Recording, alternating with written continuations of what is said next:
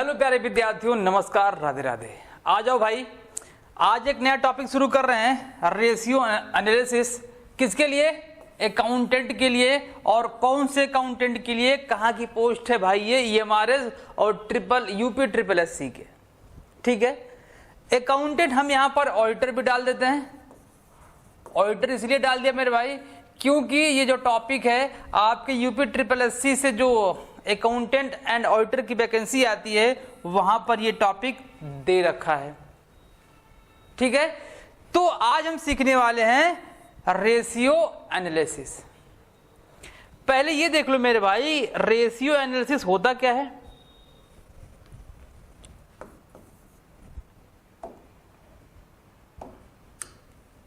Ratio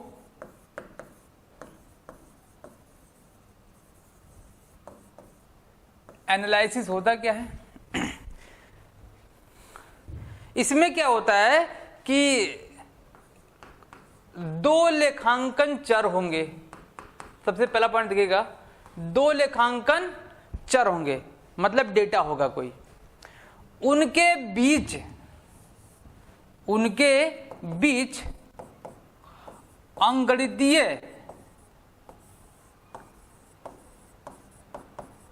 अनुपात को निकाला जाता है। क्यों निकाला जाता है? कंपेयर करने के लिए। इसी को क्या बोलते हैं? अकाउंटिंग रेशियो बोला जाता है। और रेशियो एनालिसिस भी क्या होता है कि जब किसी भी व्यवसाय के, किसी भी कंपनी के फाइनेंशियल स्टेटमेंट का हम एनालाइजिंग करते हैं रेशियो के माध्यम से, प्रॉफिट का रेशियो क्या है, ग्रॉस प्रॉफिट का रेशियो क्या है, कंपनी का जो टर्नओवर है उसका रेशियो क्या है, इक्विटी एंड लायबिलिटी का रेशियो क्या है, सारा का सारा जब हम एनालाइज करते हैं तो उसको क्या बोलते हैं? रेशियो एनालिसिस बोलते हैं। बात समझे? क्या होता है? यहां पर लिखा हुआ है कि अंक गणितीय अनुपात की गणना की जाती है। बस आपको यही देखना, अंकगणितीय अनुपात की गणना की जाती है। भाई इसका जो बेसिक है ये आपको बस जानने के लिए होता है कि यहां से क्वेश्चन लेकिन आपके पेपर में नहीं आता है। पेपर में क्या आता है चलिए देखते हैं पेपर में क्या आता है। सबसे पहला टॉपिक ले रखा हम लोगों ने लेखांकन का वर्गीकरण, अनुपातों का वर्गीकरण। ठीक है, रेशियो का सबसे पहले क्लासिफिकेशन कर लेंगे। क्लासिफिकेशन करने के बाद हम ये देखेंगे कि कौन से में क्या आ रहा है, यही इंपॉर्टेंट है। सबसे पहला पॉइंट क्या कह रहा है? लाभदायकता अनुपात, जिसे प्रॉफिटेबिलिटी बोलते हैं, एंड आवर्त, जिसे क्रियाशीलता के नाम से भी जाना जाता है। और लास्ट में बच रहा है कि वित्तीय अनुपात। ये तीन कैटेगरी में अनुपातों को बांटा गया है। तीन कैटेगरी बांटा गया। अब मैटर यहां फंसेगा कि इस कैटेगरी में क्या आता है? लाभदायकता। कई बार एग्जाम में क्वेश्चन यहां से निकल के आया है कि लाभदायकता अनुपात में कौन सा ऐसा रेशियो है जो इसमें शामिल है। मतलब कि टाइप से पूछेगा, डायरेक्ट क्वेश्चन पूछ लेगा कि आवर्त अनुपात में कौन कौन से रेशियो को शामिल किया गया है। टाइप्स, डायरेक्टली टाइप्स और कुछ नहीं। लास्ट में फाइनेंशियल रेशियोस। आओ इसके टाइप्स भी सीखते हैं क्या है। अनुपात का वर्गीकरण तीन भागों में। पहला लाभदायकता अनुपात। लाभदायकता अनुपात में देख लो मेरे भाई क्या क्या है। सबसे पहला देख लो, सबसे पहले दे रहा है कि सकल लाभ अनुपात, ग्रॉस प्रॉफिट रेशियो। नहीं दिख रहा है क्या? छोटा दिख रहा है। अच्छा चलो मैं बोल रहा हूं, आप उसको नोट डाउन करते हुए चलिए। क्या कह रहा है कि सकल लाभ अनुपात पहला अनुपात, दूसरा शुद्ध लाभ नेट प्रॉफिट रेशियो, तीसरा संचालन या परिचालन अनुपात ऑपरेटिंग रेशियो, चौथा शुद्ध संचालन लाभ अनुपात, व्यय अनुपात, स्वामित्व कोषों का जो प्रत्याय होता है, स्वामित्व कोषों का प्रत्याय रेशियो, अंशधारियों के निवेश पर प्रत्याय यानी शेयर होल्डर्स इन्वेस्टमेंट फंड, या फिर समता पूंजी पर प्रत्याय। क्या है? समता पूंजी पर प्रत्याय, प्रति अंश आय, अर्निंग पर शेयर। लिखते रहो भाई क्योंकि छोटा है, मुझे शायद लग रहा है कि आपको दिख नहीं रहा होगा, है ना। तो ये आप अर्निंग पर शेयर, अगला जाओ, डिविडेंड पर शेयर, प्रतिअंश लाभांश, मूल्य अर्जन लाभांश, भुगतानित अनुपात जिसे पे आउट रेशियो बोलते हैं। क्या बोलते हैं? भुगतानित अनुपात जिसे पे आउट रेशियो बोला जाता है। अर्जन आय अनुपात, संचित आय अनुपात और लाभांश सुरक्षा अनुपात। मतलब क्या है ये मान के चलिए आप, मैं आपको बता दूं कि ये जो आपके लाभदायकता अनुपात होते हैं ना भाई, ये आपके लाभ या फिर आय को डिनोट करते हैं। मतलब कि जो आपके प्रॉफिट एंड लॉस से संबंधित होगा वो इस कैटेगरी में आएगा। प्रॉफिट एंड लॉस से संबंधित जितने भी आपके रेशियोज बनेंगे आपके यहां पर, या फिर यूं कहें कि जो भी इनकम से रिलेट होगा, ऐसा आपको लगे कि ये इनकम से रिलेट है तो क्या कहलाएगा? लाभदायकता का अनुपात कहलाएगा। दूसरा देखो, नोट डाउन कर लीजिएगा भाई जरूर से जरूर। ये क्या कह रहा है? आवर्त क्रियाशील। आवर्त क्रियाशील में ये देखो शामिल किया गया है, मोस्ट इंपॉर्टेंट, आवर्त क्रियाशील। ठीक है, आज इसमें क्या पहला कह रहा है कि स्कंद आवर्त अनुपात, जिसको क्या बोलते हैं? Inventories turnover ratio. दूसरा देनदार आवर्त अनुपात, जिसको क्या बोलते हैं? Debtors turnover ratio. तीसरा लेनदार आवर्त अनुपात, क्रेडिटर्स टर्नओवर रेशियो। संपत्तियों का आवर्त अनुपात, एसेट्स टर्नओवर रेशियो। अब संपत्तियों को बांटा गया देखो 4 कैटेगरी में, 3 तो दिख रहा है, एक अगले पेज पर देखो क्या कह रहा है? कुल संपत्ति आवर्त अनुपात, गैर चालू संपत्ति आवर्त अनुपात, चल संपत्ति अनुपात।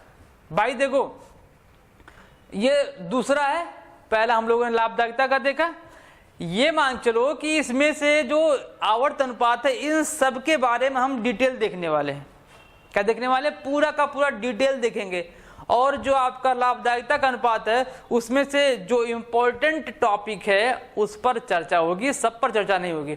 लेकिन ये वाला जो पोर्शन है इस पर सब पर एक एक पॉइंट पर डिटेल्ड चर्चा होगी। ठीक है, अभी बस आप टाइप से याद करिए क्योंकि टाइप से भी क्वेश्चन निकलता है। देखो अगला देखो क्या कह रहा है, उसका जो एक पार्ट था शुद्ध संपत्ति आवर्त, ये आप पूछिए आवर्त अनुपात, ये यहां पर आ गया। देखो तरलता अनुपात, मोस्ट इंपॉर्टेंट। क्या है ये? Most important. क्या है ये? तरलता अनुपात या अल्पकालीन शोधन क्षमता अनुपात में क्या शामिल किया गया? देखो चालू अनुपात, करंट रेशियो, तरल अनुपात, लिक्विड रेशियो, इसी को क्विक रेशियो भी बोला जाता है। पूर्णतः तरलता अनुपात जिसे हम क्या बोलते हैं? एब्सोल्यूट लिक्विड रेशियो बोलते हैं। फिर नगद अनुपात या फिर नगद सुरक्षा अनुपात या फिर रक्षक अंतर अनुपात, ये किसमें है?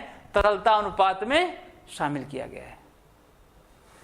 क्लियर? कहां पर शामिल किया गया है? तरलता अनुपात में इसको शामिल किया गया है। ओके, इसको जरूर नोट डाउन करिएगा भाई। अगला देखो क्या कह रहा है? शोधन क्षमता अनुपात। कौन सा आ गया? शोधन क्षमता अनुपात है। इसमें अल्पकालीन शोधन क्षमता, दीर्घकालीन शोधन क्षमता। ये जो आपका ये वाला लिखा हुआ है किसका पार्ट है? दीर्घकालीन में दो है, लाभ हानि के विवरण का आधार पर लीवरेज और चिट्ठे के आधार पर लीवरेज अनुपात। ये है इंपॉर्टेंट, इसके बारे में पूरा का पूरा हम डिटेल चर्चा करने वाले हैं। बस आप इसको देखते रहिए और नोट डाउन करते रहिएगा। ये क्या था मेरे भाई? ये टाइप्स था।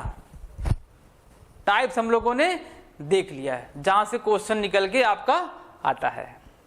ठीक है, अब मैं देखने वाला हूं, आपको बताने वाला हूं क्या सबसे पहला पॉइंट जो लाभदायकता अनुपात का है, जिसे हम क्या बोलते हैं? सकल अनुपात बोलते हैं। सकल अनुपात बोला जाता है। इसको अंग्रेजी में क्या बोलते हैं? सकल लाभ होगा भाई। क्या होगा ये? सकल लाभ अनुपात, ग्रॉस प्रॉफिट रेशियो।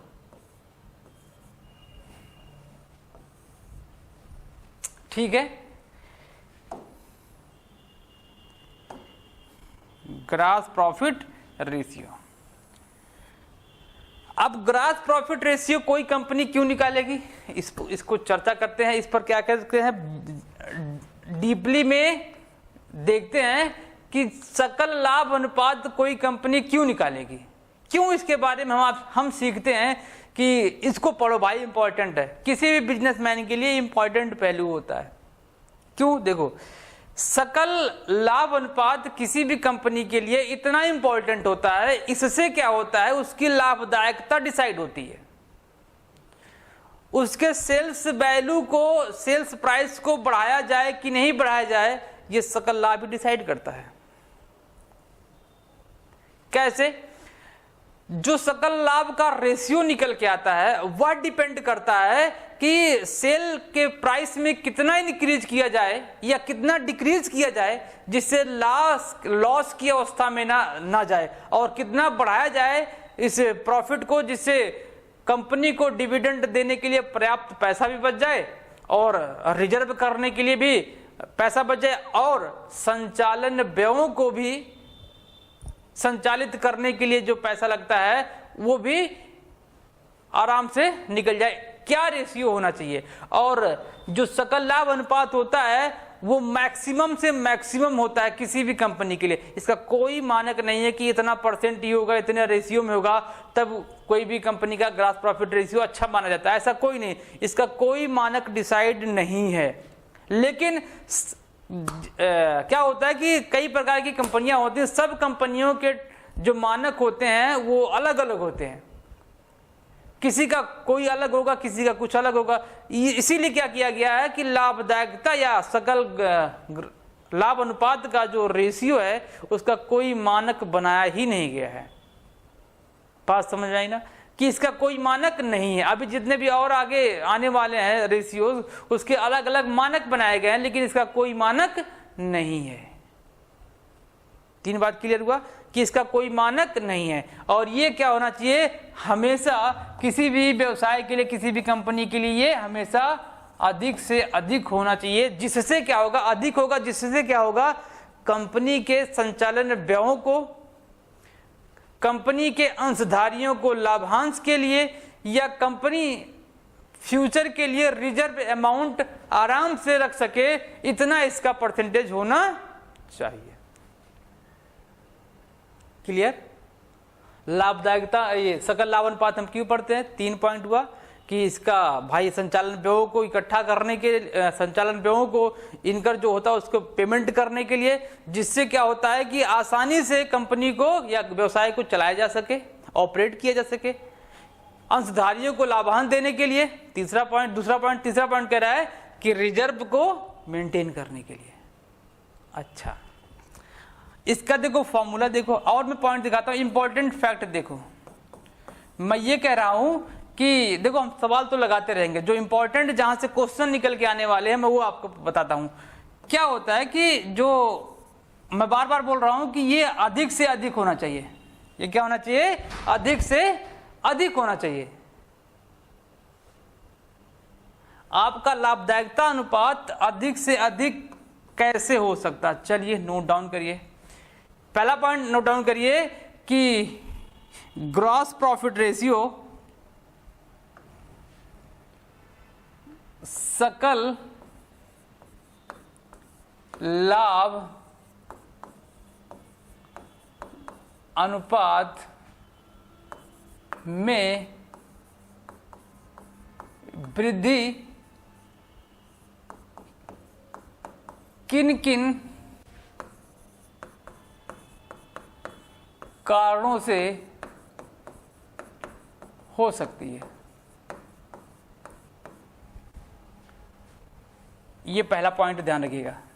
अब पहले पॉइंट में नोट करिए, पहला ही पॉइंट क्या है कि सकल लाभ अनुपात में वृद्धि कैसे। आप ये बताइए, सब लोगों ने ट्रेडिंग अकाउंट पढ़ रखा होगा बखूबी से? ट्रेडिंग अकाउंट सबको आता होगा? हाँ सर, सबको आता है। ट्रेडिंग अकाउंट के डेबिट पोर्शन को पहले याद करिए। उसमें क्या क्या दिखाया? सबसे पहले ओपनिंग स्टॉक दिखाया जाता है, इसके बाद क्या दिखाया जाता है? परचेज दिखाया जाता है, और लास्ट में दिखाया जाता है डायरेक्ट एक्सपेंसेस। पहले डेबिट पोर्शन को देखते हैं। ट्रेडिंग अकाउंट के डेबिट पोर्शन को देखिए। Opening stock, purchases and direct expenses में जो आपके मजदूरी आते हैं, वेजेज आते हैं और ऑक्ट्रॉय आते हैं, जो कैरेज इनवर्ड वगैरह होते हैं, वो सब डायरेक्ट एक्सपेंस होते हैं। आप केवल उसको देखिए बट डेबिट पोर्शन को। अब देखिए कि सकल लाभ अनुपात में कैसे उसकी वृद्धि कर सकते हैं। देखो, जो आपका ओपनिंग स्टॉक है, ओपनिंग स्टॉक है, उसके अमाउंट में कर दो कमी। पहला पॉइंट आप ऐसे बनाएगा, शॉर्ट में लिखेगा तो ज्यादा मजा आएगा। ओपनिंग स्टॉक के अमाउंट में कमी करने से, कमी जब करेंगे तो आपका सकल लाभ का जो पोर्शन होगा वो बढ़ जाएगा, सकल लाभ बढ़ जाएगा। दूसरा देखो क्या हो सकता है,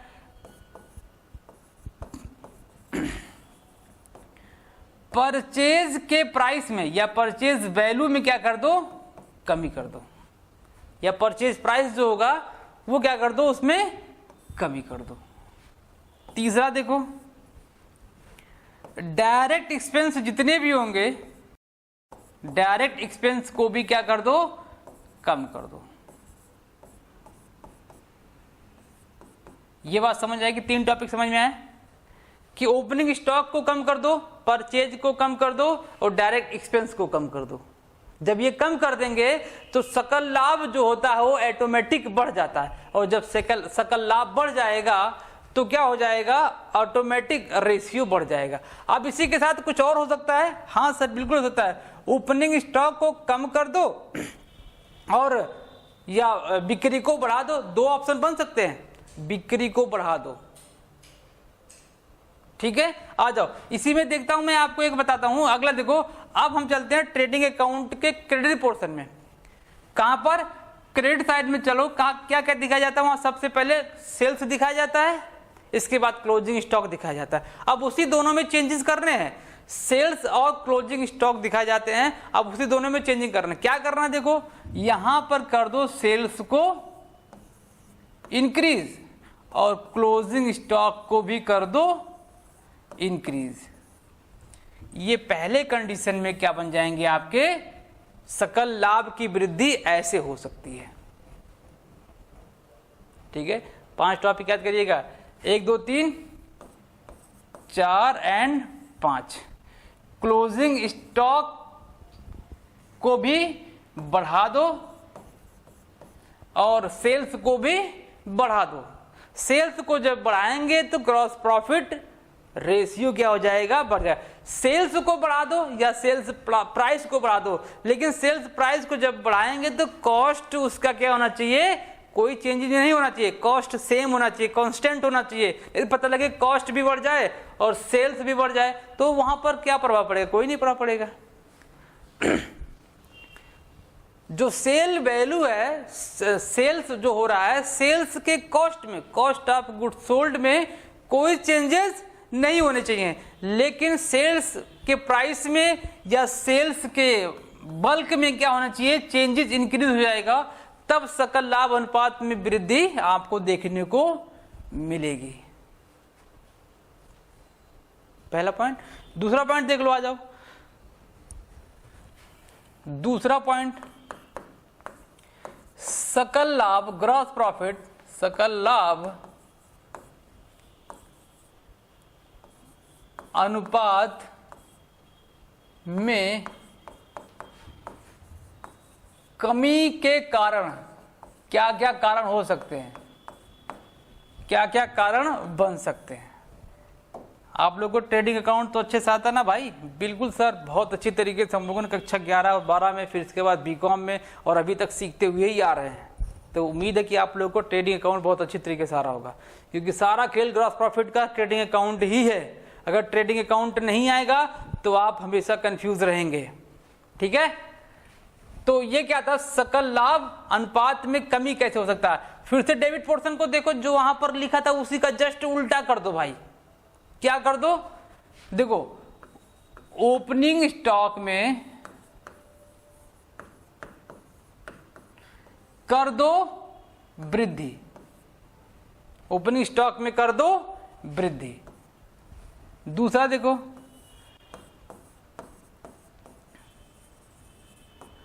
परचेज में भी कर दो वृद्धि, कॉस्ट में, मतलब कि, या फिर यहां पर लिख लो कॉस्ट में कर दो वृद्धि। तीसरा, डायरेक्ट एक्सपेंस में भी क्या कर दो, इंक्रीजमेंट कर दो। चौथा, सेल्स में कमी कर दो या सेल्स प्राइस में कमी कर दो। पांचवा, क्लोजिंग स्टॉक में कर दो कमी। ये शॉर्ट में लिखा हूं मेरे भाई, आप समझ लीजिएगा इसको। तीर नीचे जा रहा है तो कमी, तीर ऊपर जा रहा है तो वृद्धि। समझ में आ गया ना।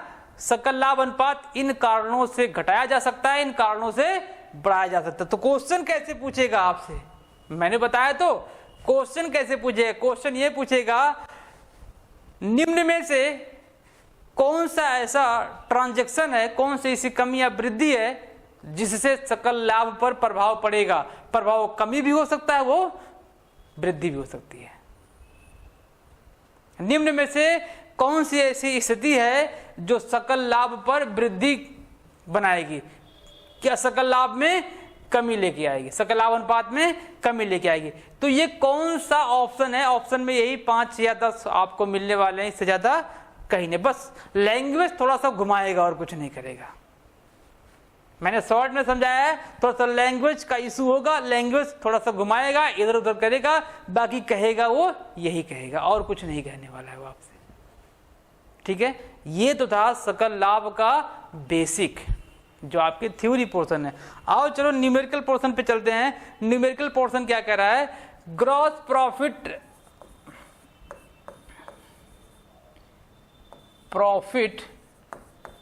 रेशियो का फॉर्मूला क्या होता है। ग्रॉस प्रॉफिट डिवाइडेड बाई, यहां पर नेट सेल पूछ रहा है मेरे भाई, नेट सेल इंटू 100।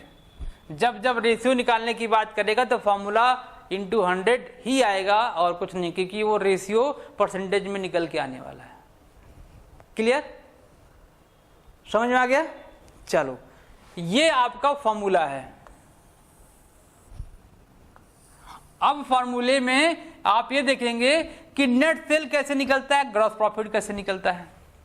यदि क्वेश्चन में ग्रॉस प्रॉफिट निकाल के दिया है तो अच्छी बात है, नहीं दिया है तो भी अच्छी बात है, अभी हम बताने वाले हैं।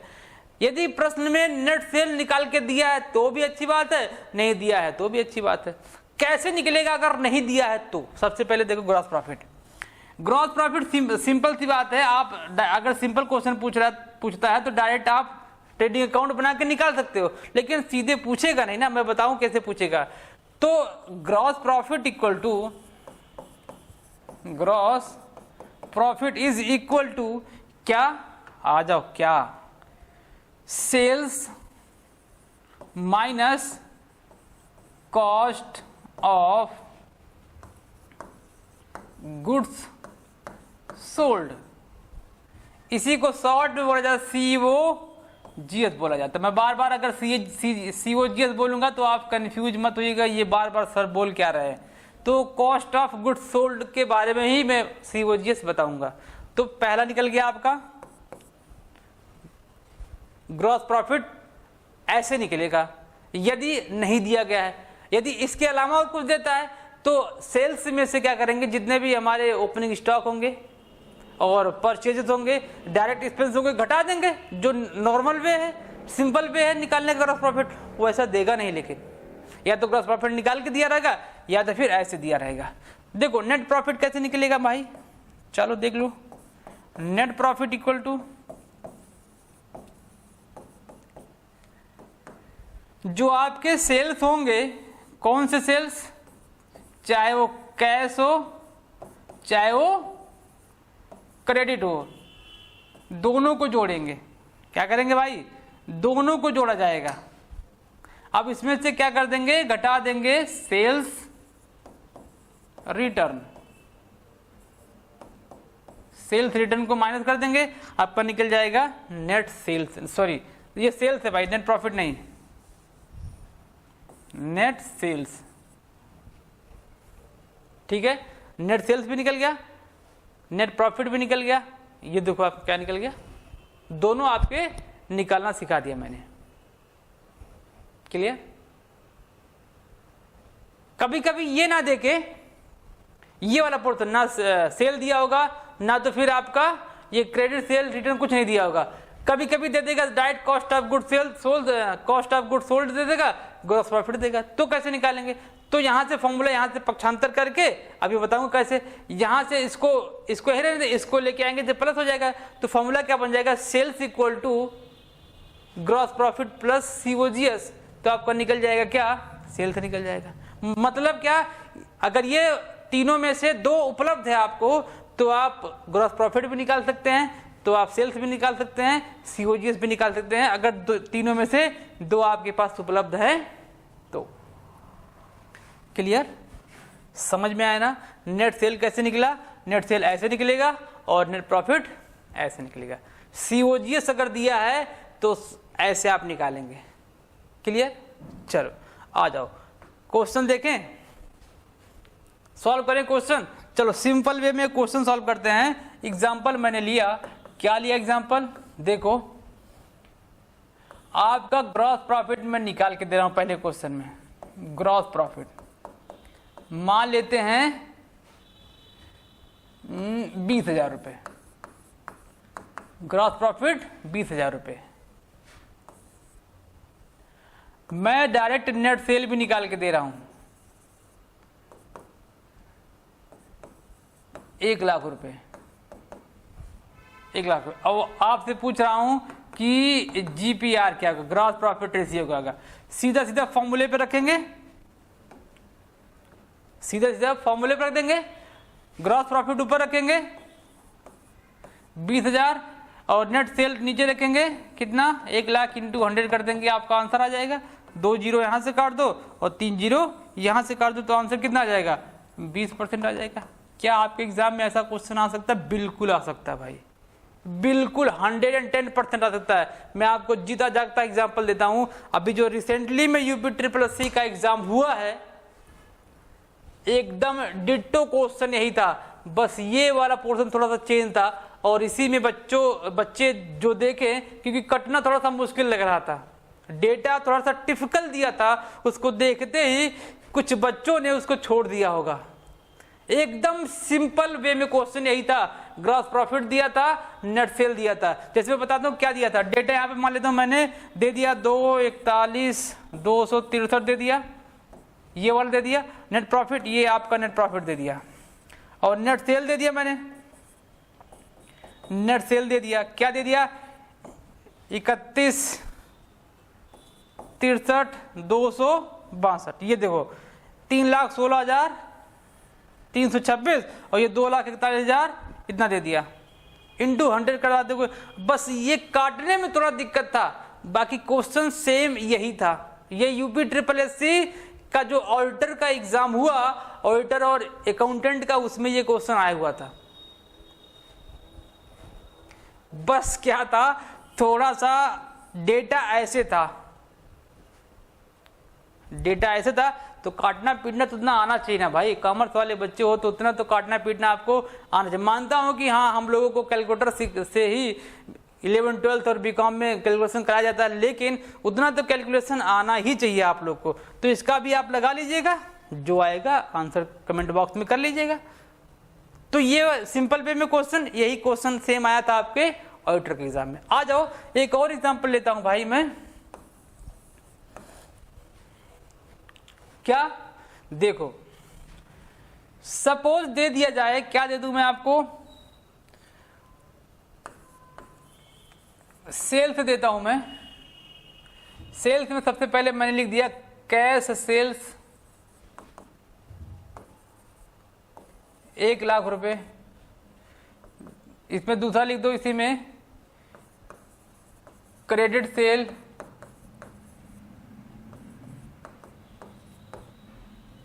क्रेडिट सेल 1,50,000 रुपए, 1,50,000 रुपए। और मैं लिख दूं यहां पर सेल्स रिटर्न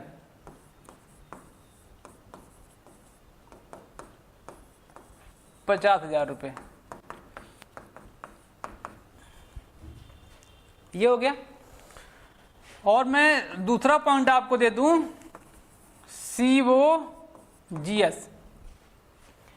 सीओजी दे दूं मैं आपको 80,000 रुपये,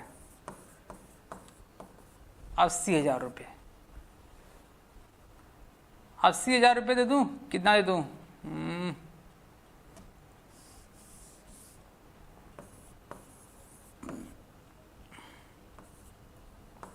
50 ले लो, 50,000 रुपये, ठीक है।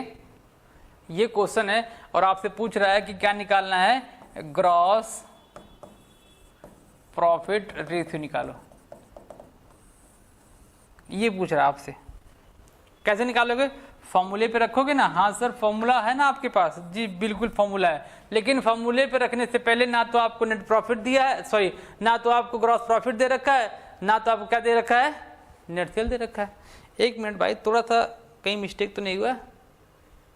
अच्छा ठीक है, ये मुझे लगा कि मैंने नेट प्रॉफिट तो नहीं लिख दिया, नहीं सही लिखा हुआ है, ठीक है। आप अब क्या करेंगे, जीपीआर निकालेंगे। कैसे? सबसे पहले निकालने के लिए आपको नेट सेल निकालना पड़ेगा। नेट सेल में क्या करेंगे, कैश और क्रेडिट को जोड़ देंगे। तो जीपीआर निकालने के सबसे पहले नेट सेल निकालो। नेट सेल्स 1 लाख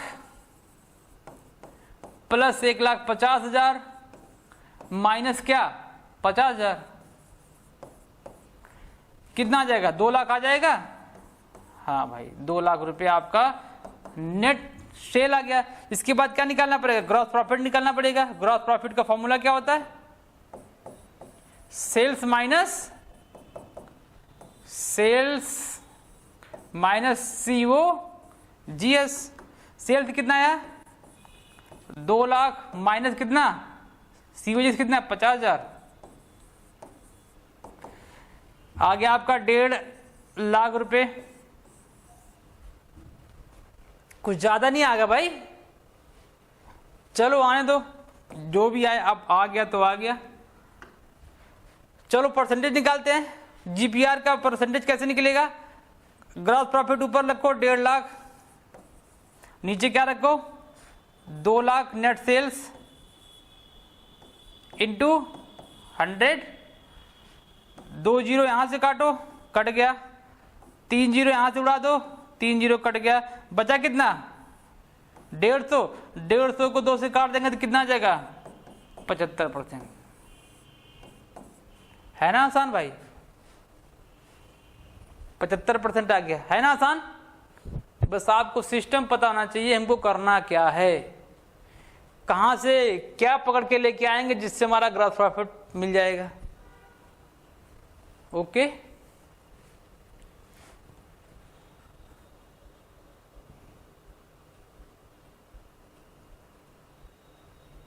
चलो नोट डाउन करो भाई।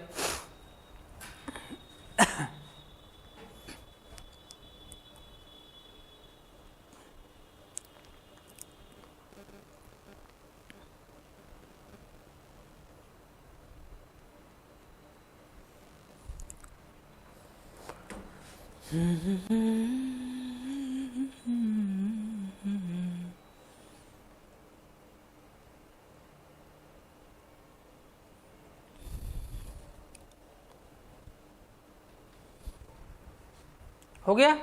चलो ये क्या था आपका, आज बेसिक क्लास था, किसके लिए, अकाउंटेंट के लिए, प्रबंधकीय मैनेजमेंट का कोर्स, सॉरी प्रबंधकीय मैनेजमेंट नहीं, प्रबंधकीय लेखांकन।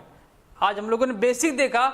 इसके बाद वाले क्लास से भी जो रेशियोज का पोर्शन हमने इतना टाइप देखा हुआ है, उसमें से एक एक करके जो इंपॉर्टेंट होगा उसको हम देखते हुए चलेंगे। ये मान चलो कि रेशियो एनालिसिस का कम से कम 5 क्लास होने वाला है, जिसमें से एक हो गया, मतलब कितना और बचा हुआ है, 4 और बचा हुआ है, ठीक है। 4 लेक्चर में आपका रेशियो एनालिसिस पूरा कंप्लीट होगा, जिसमें हम टोटल रेशियो को ना सीख के जो आपका मेन रेशियो होगा उस पर हम चर्चा करेंगे।